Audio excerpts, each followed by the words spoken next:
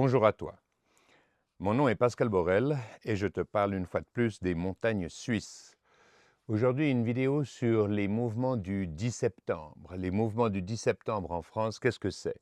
C'est un débrayage de l'économie, si possible de l'ensemble de la population. Et l'idée a germé après l'exercice Tiananmen en Chine, mais n'a vu le jour véritablement en Chine qu'il y a une quinzaine d'années. Le principe en est simple, c'est ce qu'ils appellent le lying flat ou le let it rot, tel que je te le décris dans le livre 2024 sur notre site www.4v24.com. L'idée, c'est quoi? C'est pas juste de débrayer une journée ou 3 jours ou 10 jours. Non, l'idée est de ne travailler que 2 mois par année pour se payer un toit sur la tête, la nourriture nécessaire à manger simplement et la connexion Internet. En dehors de ces 3 choses, tu ne participes plus à l'économie. Aucun État ne peut y survivre plus que quelques mois. À tel point que nos amis chinois ont même maintenant fait passer des lois dont je n'ai pas étudié le contenu dans le détail, mais qui visent à empêcher l'action lying flat ou let it rot. Pour une raison toute simple, c'est que l'État te ponctionne entre 60 et 80% de la valeur de ton travail et s'il n'esclavagise pas le 100% de la population et qu'il n'a que 10% de la population qui débraye, c'est un manque à gagner qui est inacceptable pour lui. Donc, en fait, l'État chinois oblige les gens à ne pas participer au mouvement pour que la population, le souverain, le peuple, les citoyens restent à leur service dans le cadre constitutionnel, légal et dictatorial qui leur permet de capturer la valeur de ton argent. Or, moi j'ai écrit tout ça il y a déjà plusieurs années. Et je vois enfin le mouvement se mettre en marche. Et il est récupéré, et c'est ça le danger, il est récupéré par toute une série de médias traditionnels qui y voient un danger clair, net et précis. Car il est bien clair que les politiques ne survivent, les systèmes de gouvernance ne survivent que par ton travail, le travail de la classe moyenne, seul producteur de richesse. Tu es bien conscient que les États, à part t'asservir et te voler ton argent, par les taxes, l'inflation, par la dette, par tout ce que tu veux, ne produit rien, ne produit aucune richesse. C'est un pur centre de coût. Ça n'est pas un centre de profit comme tu l'es, comme l'est le peuple, les citoyens, la classe moyenne. Donc ils ne dépendent que de toi. Hein. Sans toi, ils ne sont même pas mauvais, ils sont inexistants. Donc leur but, c'est d'utiliser toutes les infrastructures légales et constitutionnelles pour te faire rester à leur service. Et le problème du 10 septembre, c'est qu'apparemment, on demande à nos amis français de ne rester inactifs qu'une journée. Prends mon livre 2024, écoute les vidéos qu'on a publiées hier sur la feuille de route du lying flat, du débrayage économique. Et tu verras que l'idée, c'est quoi? C'est de rester inactif pendant 5 jours ouvrables le premier mois, 6 jours ouvrables le deuxième mois, 7 jours ouvrables le troisième mois, d'aller voir ton médecin, de te plaindre de maux de tête insupportables, de sciatique, d'une toux qui t'empêche de respirer, plains-toi d'insomnie, plains-toi de douleurs articulaires, etc. Mais trouve le moyen de faire en sorte que ton médecin t'accorde un certificat de travail pour qu'en aucun cas dans les législations occidentales actuelles, ton travail, ton job puisse être mis à mal. Car je te rappelle qu'à partir du moment où tu as un certificat médical, dans aucune législation, ton employeur peut te virer. En aucun cas. Donc, ça veut dire que, tel que je l'ai décrit dans le livre 2024, tu vas arrêter de travailler non pas 1 ou 2 ou 3 jours. Je voyais un homme merveilleux de 90 ans qui disait « Mais arrêtez pendant 3 mois !» pour mettre les politiques au pied du mur. Alors, je suis d'accord avec lui. En plus, un homme de 90 ans qui a une pêche pareille, il est sur TikTok, YouTube, je ne me souviens plus. Fabuleux. Oui, mais toi, tu veux donner une chance à tes politiques de te proposer ou de mettre en place, devrais-je dire, le modèle supérieur que tu leur proposes. Tu veux leur donner une porte de sortie. Je te l'ai déjà dit, ton but n'est pas de punir, de chercher un bouc émissaire, de te venger. Non, car le seul pouvoir de l'homme fort c'est la non-violence. Et la non-violence, ça veut dire ne jamais s'abaisser au niveau de celui qui commet l'injustice, qui utilise la violence pour te soumettre. Sinon, tu te mets à son niveau et tu ne feras que justifier de moyens répressifs encore plus violents, car l'État s'abritera derrière un potentiel chaos social, s'abritera derrière un chaos bordélique, excuse-moi mais pour le langage, mais c'est ce que je viens de lire, c'est ce que j'entends. Donc non, ta seule option, c'est le pacifisme, c'est la non-violence absolue. Et pour ça, tu ne descends pas dans la rue manifester, détruire le Capitole, briser les vitrines, mettre le feu aux voies. Non, tu restes chez toi. Ou, si tu décides de prendre l'air, tu vas faire une promenade avec une dizaine, une vingtaine de personnes, une trentaine au maximum. Et dès que tu vois la police, les CRS ou quelques violences étatiques se pointer à l'horizon, tu dissous ta promenade, tu pars dans des ruelles adjacentes. Tu n'as qu'à partager ta position par WhatsApp ou par, si tu utilises un iPhone, localisé. C'est tellement simple. Et dans 15 minutes, vous vous retrouvez pour continuer la promenade. La promenade, c'est quoi?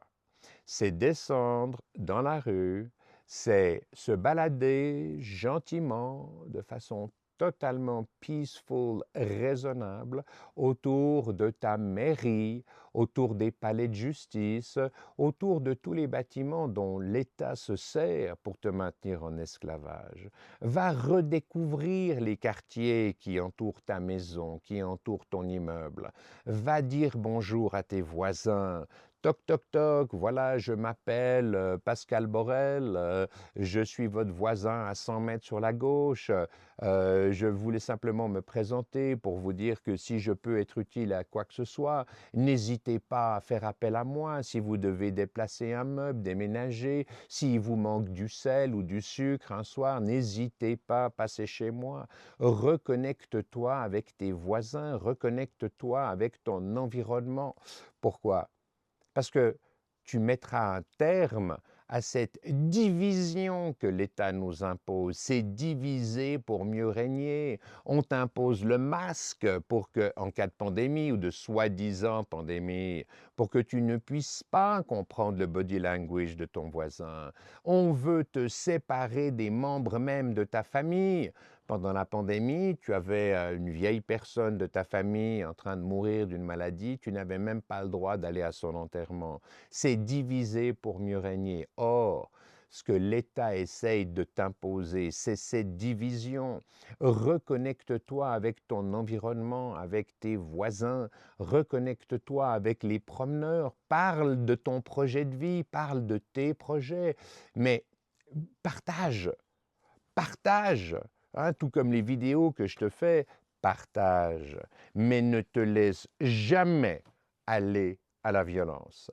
Ne te laisse jamais aller à manifester. Si débrayer l'économie, ça veut dire quoi, mon ami? Ça veut dire que tu ne fais plus le plein de ta voiture, tu ne vas pas dans les supermarchés, tu as certainement quelques réserves, ou alors 3, 4, 5 jours avant ton débrayage, eh bien tu vas acheter un peu de riz, quelques pommes de terre, un ou deux morceaux de viande. Mais pendant ta période de non-consommation, tu ne consommes plus rien. Alors évidemment, les médias traditionnels, et bon nombre d'ailleurs de youtubeurs, d'influenceurs, de gens qui sont actifs sur des réseaux tels que Telegram, tels que X, tels que BitChute, Rumble, Odyssey, etc., etc., ont repris le truc, mais sont vraisemblablement payés par les gouvernements pour te faire peur.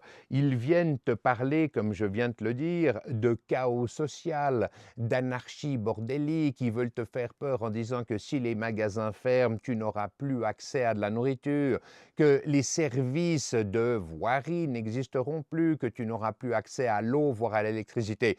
Non, ça n'arrivera pas. Tu, tu ne fais que proposer un modèle supérieur. Donc, c'est de la peur. On te vend une fois de plus de la peur pour que tu n'adhères pas au fait d'imposer graduellement à nos politiques le devoir qu'ils ont envers toi, à savoir de cesser de te considérer comme un esclave, mais de te donner les infrastructures pour que tu puisses produire des richesses, travailler, et ce sur quoi tu es d'accord de payer un impôt. Je te rappelle au passage que les seules civilisations qui ont un futur sont celles dans lesquelles on est tous égaux devant la loi, la constitution, la fiscalité et la valeur de l'argent. Tu as tout dans mon livre 2024. Va regarder. Ils ne veulent pas qu'on soit tous égaux devant la fiscalité. Parce que si on dit 17% pour tous les individus, pour toutes les sociétés, il y a toujours une bande de zouzous qui comprennent rien, qui disent « Ah non, mais les riches doivent payer plus que les pauvres, etc. » Mais pauvre abruti, tu penses peut-être que les riches payent plus que les pauvres, mais les riches, ils s'abritent derrière des structures juridiques dans tous les paradis fiscaux possibles et imaginables. Au in fine, ils payent moins que toi. Ils payent moins que toi, la classe moyenne, le seul souverain, le peuple. Donc, mon ami, on doit tous être égaux devant la fiscalité. L'État doit avoir un budget qui est défini en pourcentage de la valeur du travail de tous les citoyens. T'as compris? Va checker ça sur mon site internet, commande le livre, lis, imprègne-toi de ces idées. Elles sont le futur de nos civilisations. Donc, fais super attention aux médias traditionnels, les menteurs de grand chemin, les fake news medias, comme je les appelle moi. Parce qu'ils sont tous en train de te transformer une action pacifique en une action violente qui va justifier la violence que l'État va imposer à des gens qui ne font que débrayer l'économie. Parce que je te rappelle une chose, c'est que dans mon modèle, on lying flat, let it rot, donc couché à plat chez toi, laisse le système moisir, littéralement. Tu restes chez toi, tu te reconnectes à tes proches, tu fais de la méditation, tu regardes des documentaires sur YouTube, tu regardes une série Netflix si c'est ce que tu aimes faire, tu parles de tes projets, tu te reconnectes avec ta famille, avec tes voisins. Ça, c'est le lying flat, ça n'est aucune violence. Or, si tu regardes, on est à plus d'un mois et demi de la première échéance pour le 10 septembre. Mais ils sont déjà en train, oui, de te transformer le truc en quelque chose de violent. C'est monstrueux. Et c'est à toi de réagir, de rester parfaitement non violent. Tu restes chez toi. Tu ne consommes rien, mais tu le fais pendant minimum 5 jours ouvrables. Donc du 10 au 17 septembre. C'est la base. Et le deuxième mois, tu commences le 10, tu vas jusqu'au 18. Le troisième mois, tu commences le 10, tu vas jusqu'au 19. Donc, tu augmentes d'un jour par mois. Et c'est très fair-play. Pourquoi? Parce que bien sûr que ça met à mal l'économie. Bien sûr que les États vont en souffrir. Mais ça laisse une chance aux politiques d'enfin comprendre qu'ils ne travaillent pas que pour des intérêts financiers, pour le pouvoir, donc pour eux-mêmes. Ils travaillent pour les citoyens. Et tu les obliges à accepter ton modèle supérieur et tu vas de l'avant de cette façon. Comme je t'ai dit, la force de l'homme fort est l'absolue non-violence. Ton mot d'ordre doit être de ne jamais t'abaisser au niveau de celui qui commet l'injustice. C'est ton leitmotiv. C'est comme ça. Donc, méfie-toi des médias traditionnels. Comme je te l'ai dit, ils sont contraints par leur rédaction qui, non, rédacteurs en chef et autres, qui eux-mêmes sont totalement contrôlés par leurs sources de financement, l'État pour la plupart du temps en direct, ou de façon indirecte par les grands groupes auxquels ils appartiennent, qui ont des abattements fiscaux directement négociés avec l'État, etc., etc. Et c'est pour ça que on doit tous être égaux devant la fiscalité. Je te le dirai, je te le répéterai tout le temps, tout le temps, tout le temps. Donc, je crois que j'arrive au bout. Je serai à Pontarlier à l'arrivée de l'avant-dernière étape du Tour de France demain.